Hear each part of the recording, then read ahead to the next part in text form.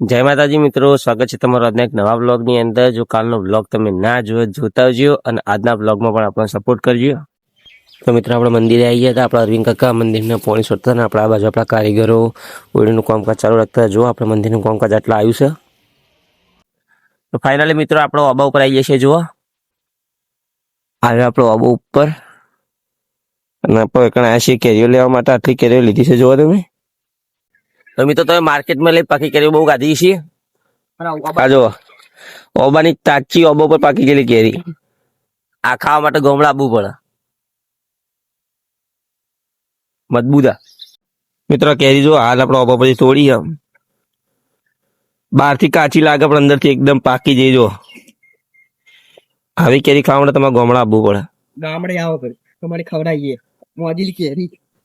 તો મિત્રો આ પાકી કેરી જે આપણે ઓબે તોડી લાયા જુઓ તમે, એકદમ પ્યોર પાકી કેરી. માર્કેટમાં તમે પાવડર વાળી લાવો એવી કેરી આ ના હોય. એકદમ પ્યોર પાકી કેરી આવો જુઓ તમે.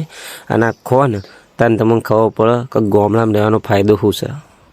તો મિત્રો હોજ પડી અને આપણા આવી જઈએ છીએ આપણા સાસરીમાં બર્થડે સેલિબ્રેશન માટે. જુઓ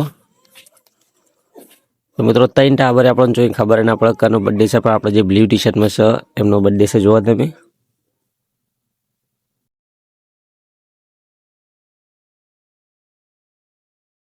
તો આપણો આઈકન કેક કટિંગ થાય તમે કોમેન્ટમાં હેપી બર્થડે લખજો.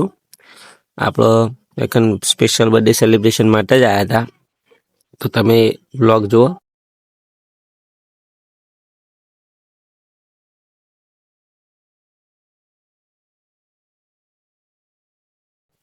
તો મિત્રો કેક કટિંગ થઈ ગયો ને આપણે આ બાદ બેસી ગયા છીએ બધો નાસ્તાની વ્યવસ્થા કરવા માટે.